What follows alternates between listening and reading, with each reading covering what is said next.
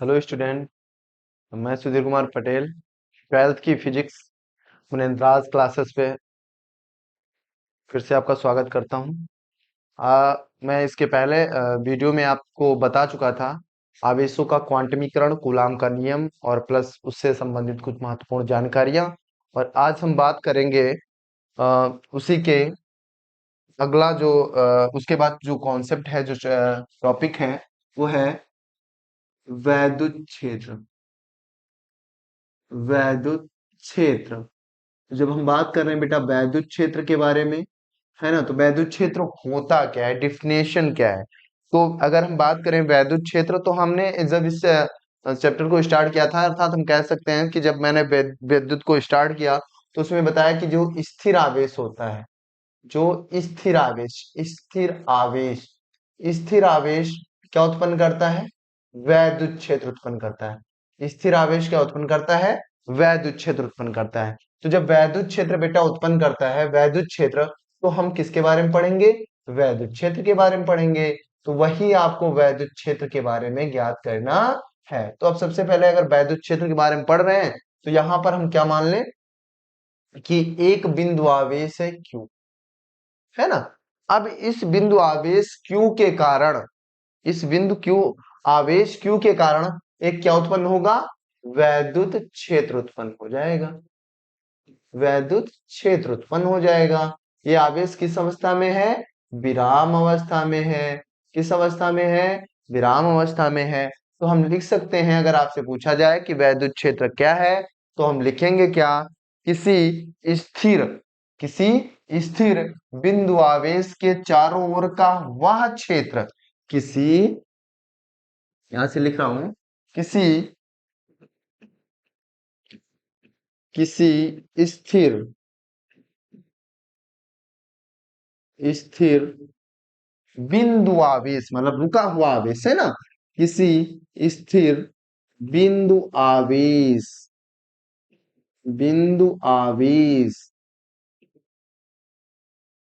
के चारों ओर का चारों ओर का वह क्षेत्र, वह क्षेत्र किसी स्थिर बिंदु आवेश के चारों ओर का वह क्षेत्र, जहां जहां किसी जहां जहां किसी कौन से बेटा, जहां किसी कौन से, जहां किसी वैद्युत बल का, किस बल का, वैद्युत बल का अनुभव करते हैं, वैद्युत बल का अनुभव करते हैं, वैद्युत बल का अनुभव करते हैं, उसे क्या कहते हैं, उसे कहते हैं वैद्युत क्षेत्र। क्या कहते हैं, वैद्युत क्षेत्र कहते हैं, वैद्युत क्षेत्र कहते हैं। क्लियर है, किसी को कोई समस्या।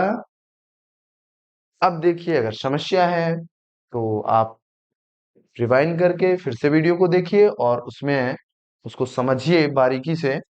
क्या कहता है, किसी स्थिर बिंदु आवेश के चारों ओर का वह क्षेत्र जहां किसी वैद्युत बल का अनुभव करते हैं, उसे हम क्या कहते हैं, वैद्युत क्षेत्र कहते हैं। तो ये हो गया वैद्युत क्षेत्र। अब हम बात करेंगे वैद्युत क्षेत्र की तीव्रता। वैद्युत क्षेत्र की तीव्रता, वैद्युत क्षेत्र की तीव्रता, वैद्युत क्षेत्र की तीव्रता के बारे में। तो जब बेटा वैद्युत क्षेत्र की तीव्रता के बारे में बात करेंगे, तो यहाँ पे ध्यान से सोचिए, सुनिए कि वैद्युत क्षेत्र की तीव्रता कैसे। देखो, मतलब है बेटा कि अगर कोई यहां पर क्यू आवेश रख दिया जाए, है ना, तो यहां इससे कुछ दूरी पर एक बिंदु, है ना। अब यहां पर आपको इसके द्वारा क्या निकालना है, वैद्युत क्षेत्र, है ना, वैद्युत क्षेत्र। क्योंकि अब देखो वैद्युत क्षेत्र अगर ज्ञात करना है इस पर, तो क्या हम किसी लकड़ी को लेकर जाएं तो क्या ये आवेश इस पर बल लगाएगा? नहीं लगाएगा। क्यों? क्योंकि ये आवेश सिर्फ आवेश पर ही बल लगाएगा। ध्यान से सुनिए, ये आवेश किस पर बल लगाएगा? सिर्फ आवेश पर ही बल लगाएगा। तो इसलिए यहां पर एक आवेश लेकर ही जाएं। अब यहां पर जो आवेश रखेंगे उस आवेश को हम नाम दे देंगे क्यू नॉट। क्या दे देंगे? Q not. और इस क्यू नॉट को हम कहते हैं बेटा परीक्षण आवेश। क्या कहते हैं? परीक्षण आवेश। परीक्षण आवेश। ठीक है। अब देखो, परीक्षण आवेश कहते हैं। अब इसके बाद क्या है कि अगर इसे परीक्षण आवेश कहते हैं तो वैद्युत क्षेत्र की तीव्रता को बेटा ई से प्रदर्शित करते हैं। किससे? ई से, कैपिटल ई से। तो ई बराबर जो फार्मूला होता है, ई बराबर होता है एफ अपान क्यू नॉट। क्या होता है? एफ अपान क्यू नॉट। अब इसका अगर सदिश रूप लिखना हो, कौन सा रूप? सदिश रूप। सदिश रूप यानी वेक्टर फॉर्म। तो E is equal to F vector upon Q nought. अब देखो यहां पे अगर आपसे पूछा जाए कि इसकी परिभाषा बताइए बेटा, क्या बताना है? परिभाषा। अब परिभाषा कैसे बताएं भाई? परिभाषा निकालने का एक तरीका है ना? सिंपल सा है। अब फार्मूला याद रखें, परिभाषा आपको क्लियर हो जाएगी। जैसे देखो, इसको हम यहाँ पे यहीं पे समझा रहे हैं। ठीक, यहीं पे देख लीजिए। देखो क्या है ना बेटा कि E बराबर आपने फार्मूला बता प्रूफ जान लिया है। E बराबर एफ अपान क्यू नॉट। यदि यदि Q nought is equal to 1 कर दिया जाए। कितना कर दिया जाए? 1। तो जहां भी यहाँ पे 1 रखेंगे तो E बराबर हो जाएगा किसके? F के, यानी क्यू नॉट तो हट गया। तो हम क्या कहेंगे? एकांक परीक्षण। ये बेटा है क्या? परीक्षण आवेश ना। तो क्या लिखेंगे? एकांक परीक्षण आवेश पर। किस पर? एकांक परीक्षण आवेश पर। आवेश पर, एकांक परीक्षण आवेश पर क्या बेटा? बल। एकांक परीक्षण आवेश पर। अब फिर से समस्या कि बल तो है लेकिन किसके कारण है? तो वैद्युत क्षेत्र के कारण। किसके कारण? वैद्युत क्षेत्र के कारण। तो हम कहेंगे एकांक परीक्षण आवेश पर किसके कारण? वैद्युत क्षेत्र के कारण। वैद्युत क्षेत्र के कारण लगेगा। तो हम लिख देंगे एकांक परीक्षण आवेश पर भूल गए थे, लिख लीजिए। एकांक परीक्षण आवेश पर वैद्युत क्षेत्र द्वारा, वैद्युत क्षेत्र द्वारा आरोपित बल को, वैद्युत क्षेत्र द्वारा आरोपित बल को, है ना? एकांक परीक्षण आवेश पर वैद्युत क्षेत्र द्वारा आरोपित बल को उस क्षेत्र की, उस वैद्युत क्षेत्र की तीव्रता कहते हैं, है ना? उस वैद्युत क्षेत्र की क्या कहते हैं बेटा? तीव्रता कहते हैं। थोड़ा पूरा ना मिटे, ठीक है। उस वैद्युत क्षेत्र की, वैद्युत क्षेत्र की तीव्रता कहते हैं। तीव्रता कहते हैं। समझ में आ गया होगा। तो अगर आपसे पूछा जाए वैद्युत क्षेत्र की तीव्रता कहते हैं। क्लियर है?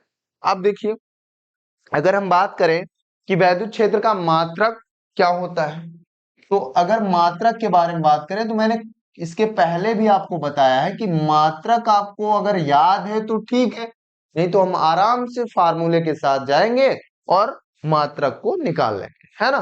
तो मात्रक निकालने के लिए आपको पता है E बराबर होता है F upon Q not. E बराबर होता है F अपान क्यू नॉट। बेटा F क्या है? बल है। Q क्या है? आवेश है। तो F को हम लिखेंगे न्यूटन। क्या लिखेंगे? न्यूटन। F को लिखेंगे न्यूटन। क्या लिखेंगे? न्यूटन, है ना।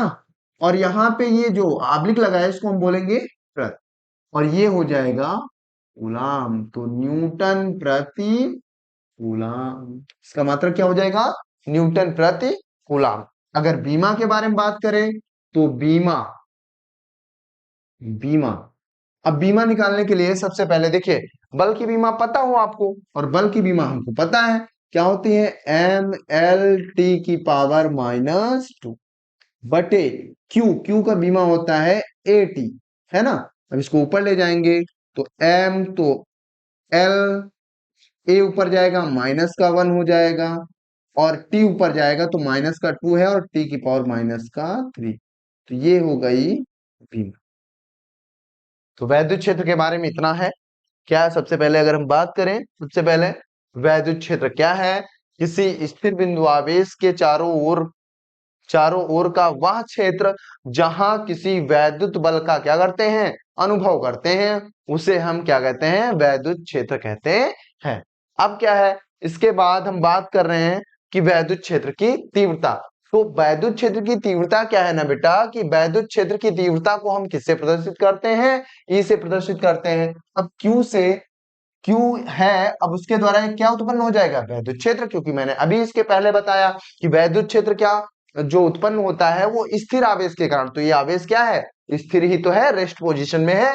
तो इसके कारण एक वैद्युत क्षेत्र उत्पन्न होगा। हम मान लेते हैं इसके कारण यहां पर एक वैद्युत क्षेत्र ई है। अब इस ई को हमें ज्ञात करना कि ई कितना होगा। अब बेटा ई ज्ञात करने के लिए हम क्या करेंगे, हम किसी आवेश को ले जाएंगे, और जो आवेश ले जाएंगे वो कौन सा आवेश होगा, परीक्षण आवेश होगा। कौन सा आवेश होगा, परीक्षण आवेश ले जाएंगे भाई। तो परीक्षण आवेश को जब हम ले गए तो हमने देखा कि ये आवेश इस परीक्षण आवेश पर कुछ बल लगा रहा है। क्या तक समझ में आ गया? अब देखते हैं। अब वैद्युत क्षेत्र की तीव्रता E बराबर जो फार्मूला होता है, E बराबर होता है F upon Q not. E बराबर क्या होता है, F अपान क्यू नॉट। अब इसका सदिश रूप, बेटा जो वैद्युत क्षेत्र है, वैद्युत क्षेत्र की तीव्रता, इसको मैं यहीं पे लिखे दे रहा हूं, वैद्युत क्षेत्र की तीव्रता ये एक सदिश राशि है। कैसी राशि है, सदिश राशि। वैद्युत क्षेत्र की तीव्रता एक कैसी राशि है, सदिश राशि है। अब यहां पर सदिश राशि तो है, तो इसका वेक्टर फॉर्म भी होगा, यानी सदिश रूप भी होगा। तो आपको ई सदिश है तो ई के ऊपर वेक्टर लगा देना है, फिर एफ, एफ सदिश है, एफ के ऊपर वेक्टर लगा देना है। लेकिन क्यू नॉट आपका सदिश है क्या, नहीं कह सकते। क्यू एक अदिश राशि है, तो यहां पर क्यू नॉट के ऊपर कोई वेक्टर लगने का कोई सवाल नहीं। तो E vector F vector upon Q not, ठीक है, ये सदिश रूप हो गया। अब परिभाषा के बारे में बात करें तो ई बराबर होता है एफ अपान क्यू नॉट, जो कि फार्मूला है, जो कि तीव्रता का फार्मूला है। अब यदि क्यू नॉट क्या है बेटा, परीक्षण आवेश, क्यू नॉट को हमने 1 कर लिया, तो ई बराबर किसके हो जाएगा, एफ के हो जाएगा। अब आपसे पूछा गया है इसकी डिफिनेशन, तो हम कह सकते हैं कितना, एकांक परीक्षण आवेश को, कितना, एकांक परीक्षण आवेश को, या इसके अनुसार जो लिखी है, एकांक परीक्षण आवेश पर वैद्युत क्षेत्र द्वारा, ये वैद्युत क्षेत्र है ना, यहाँ पर इसके द्वारा एक वैद्युत क्षेत्र ई ही तो है, तो हम कहेंगे एकांक परीक्षण आवेश पर वैद्युत क्षेत्र द्वारा आरोपित बल, मतलब इसके द्वारा इस परीक्षण आवेश पर क्या लगाया जाएगा, एक बल लगाया जाएगा, और उस बल को हम कहते हैं उस क्षेत्र की तीव्रता। उसके बाद मात्रक की बात करें तो मैंने बताया कि मात्रक ज्ञात करने का सबसे अच्छा तरीका है कि फार्मूला आपको ज्ञात हो। ई बराबर होता है F upon Q not, F की जो है न्यूटन प्रति कूलम, बीमा एम एल टी की पावर -2 अपान एटी, एटी लिख लेंगे, सॉल्व कर लेंगे, आंसर आ जाएगा। यहां तक क्लियर हो गया। अब हम क्या करेंगे, अगला है, इसी में किसी बिंदु आवेश के कारण वैद्युत क्षेत्र की तीव्रता, किसी बिंदु आवेश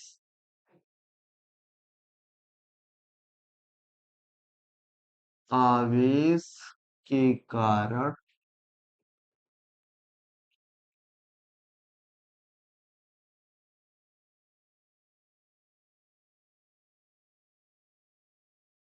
किसी बिंदु आवेश के कारण वैद्युत क्षेत्र की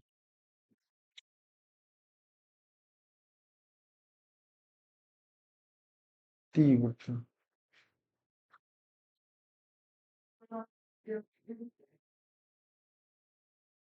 ठीक है ना, किसी बिंदु आवेश के कारण वैद्युत क्षेत्र की तीव्रता। अब देखो, इसका फार्मूला व्यंजक प्राप्त करना है। क्या प्राप्त करना है बेटा? व्यंजक मतलब सूत्र। अब इसके लिए हम क्या करेंगे भाई, हेडिंग से निकालेंगे। हेडिंग क्या है, क्या है? किसी बिंदु आवेश के कारण। किसी बिंदु आवेश का मतलब है कि एक बिंदु आवेश है, हम उसको नाम दे देंगे Q। और इस बिंदु आवेश के कारण आपको निकालना वैद्युत क्षेत्र की तीव्रता। तो बेटा कहीं पर भी वो बिंदु हो सकता है, यहां पर हो, यहां पर, यहां पर, यहां पर, यहां पर, कहीं पर भी इसके चारों ओर हो सकता है। तो हमने क्या किया, हमने मान लिया कि इस Q से यहाँ पे हम Q ले लेंगे, है ना, Q। और इस Q से, है ना, Q से कितनी दूरी पर, Q से R दूरी पर, Q से R दूरी पर एक बिंदु क्या है बेटा, P। और इस बिंदु P पर आपको निकालना है वैद्युत क्षेत्र की तीव्रता। ये तो हेडिंग के अनुसार। अभी मैंने इसके पहले जब वैद्युत क्षेत्र की तीव्रता पढ़ाया है, तो उसमें मैंने ये बताया, देखिए यहाँ पे मैंने बताया है कि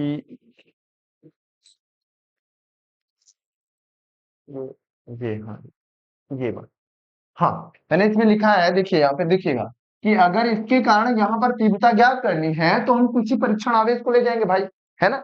अब देखिए यहाँ पे, अब इसके कारण अगर यहाँ पर हमें तीव्रता ज्ञात करनी है तो हम किसी परीक्षण आवेश को ले जाएंगे। अब हम मान लेते हैं कि यहाँ पर परीक्षण आवेश है Q0। क्या ले गए? Q0 ले गए। तो हम लिखेंगे क्या बेटा, ये लिखेंगे कि माना माना एक परीक्षण आवेश, सॉरी, क्यों है, माना एक माना एक बिंदु आवेश, एक बिंदु आवेश, माना एक बिंदु आवेश क्या है, Q है। Q से R दूरी पर, Q से कितनी दूरी पर बेटा, R दूरी पर एक बिंदु, एक बिंदु कौन सा है, P है। बिंदु P पर, बिंदु P पर वैद्युत क्षेत्र की वैद्युत क्षेत्र की तीव्रता E ज्ञात करना है है ना। अब क्या करेंगे, कहां पर बेटा, बिंदु P पर एक परीक्षण आवेश Q रखने पर हम क्या करेंगे, बिंदु, क्योंकि हमें यहाँ पे ये देखना है कि यहाँ पर ये इस पर कितना बल लगा है, तभी तो बात बनेगी। तो हम बल को ही तो तीव्रता कहते हैं, तो हम परीक्षण आवेश को ले गए। तो हम क्या कह सकते हैं, बिंदु P पर परीक्षण आवेश Q0 रखने पर रखने पर, ठीक है। अब हम लिख सकते हैं कि इनके मध्य लगने वाला बल, यानी हम लिख सकते हैं क्यू तथा क्यू नॉट के मध्य लगने वाला बल, है ना। अब बेटा दो आवेश है नहीं है, इनके बीच की दूरी आर है, पता है। अब अगर कोई दो आवेश है और उनके मध्य आपको बल निकालना है, बल ही तो ज्ञात करना है, तो बल निकालने का फार्मूला जो है वो हमने पढ़ा है। और कौन सा फार्मूला है? कूलाम का नियम। कूलाम का नियम, ठीक है। अब देखिए कूलाम का नियम क्या है? F बराबर 1/4 पाई एप्सिलॉन नॉट। क्लियर है? यहां पर देखिए Q क्या है, Q1 क्या है, Q है, Q2 क्या है, Q नॉट है, और इसके बीच की दूरी क्या है? R square. यहां तक समझ में आ गया होगा। अब क्या करेंगे? Q नॉट को हम पक्षांतर करेंगे, इधर गुणे में है, मैंने बताया था जो अंश में होता है वो गुणे में, जो बटे में होता है जो हर में होता है वो भाग में। तो ये अंश में है इधर आएगा, चलो गुणे में है इधर आएगा भाग में, यानी एफ के बटे में चला जाएगा। तो हम लिख सकते हैं F upon Q not. F upon Q not 1/4 pi epsilon not, और यहां पर हो जाएगा क्यू अपान आर स्क्वायर। ठीक है। अब देखिए जहां अभी आपने पढ़ा है बेटा, जहां देखिए ई बराबर क्या होता है? F upon Q not. तो हम क्या करेंगे? सॉरी सॉरी, यहाँ पे ठीक है, जहां ई बराबर क्या रख देंगे? ई बराबर एफ अपान क्यू नॉट के स्थान पे हम ई रख देंगे, है ना। रख सकते हैं बेटा। अब यहाँ पे ई रख देंगे तो ई बराबर हो जाएगा 1/4 pi epsilon Q upon R square.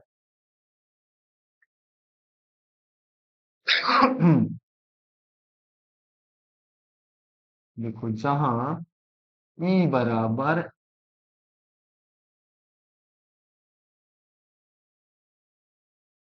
जहां ई बराबर एफ अपान क्यू नॉट, ठीक है। अब लिख सकते हैं तो ई बराबर 1/4 pi epsilon nought Q upon R square, ठीक है। तो ये आपका हो गया किसी बिंदु आवेश के कारण वैद्युत क्षेत्र की तीव्रता। अर्थात इससे हम एक बात निष्कर्ष भी निकाल सकते हैं क्या, कि निष्कर्ष क्या निकलेगा? सॉरी फिर से चला गया, ये समस्याएं हैं। ई बराबर 1/4 pi epsilon Q upon R. इससे निष्कर्ष निकलेगा कि जो ई है वो व्युत्क्रमानुपात होता है 1/r²। मतलब अगर दूरी बढ़ाएंगे तो तीव्रता क्या होगी? घटेगी। और किस प्रकार घटेगी? दूरी के वर्ग।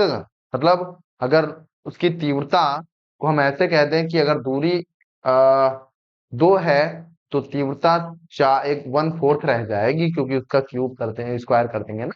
तो हम कह सकते हैं तेजी के साथ घटती है। हम कह सकते हैं जो वैद्युत क्षेत्र की तीव्रता है वो दूरी बढ़ाने पर घटती है, घटती तो है ही लेकिन तेजी के साथ घटती है, क्योंकि यहाँ पे क्या लगा है? स्क्वायर लगा है। ठीक है। तो यहां तक मेरा मानना है कि आपकी समझ में आ गया होगा।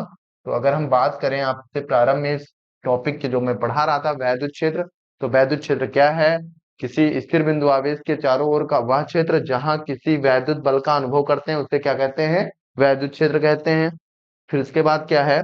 उसके बाद मैंने बताया कि वैद्युत क्षेत्र की तीव्रता इसे ई से प्रदर्शित करते हैं, ये सदिश राशि है ना। फिर उसके बाद इसको मैंने बताया कि अगर कोई क्यू है, क्यू से कितनी दूरी पर, कुछ दूरी पर हमें ई निकालना है तो वहां पर एक परीक्षण आवेश ले जाना पड़ता है। अब यहाँ पर बात करें फार्मूले की, तो ई बराबर होता है एफ अपान क्यू नॉट। ये ई जो है वो सदिश राशि है बेटा। अब सदिश राशि होने के कारण इसे वेक्टर फॉर्म में लिख लेंगे। और फिर इसकी परिभाषा, परिभाषा निकालने के लिए परीक्षण आवेश को हम एकांक मान लेंगे। तो ई बराबर हो जाएगा एफ। अतः हम कह सकते हैं एकांक परीक्षण आवेश पर वैद्युत क्षेत्र द्वारा आरोपित बल को हम क्या कहते हैं, वैद्युत क्षेत्र की तीव्रता कहते हैं। मात्रक निकाल लेंगे।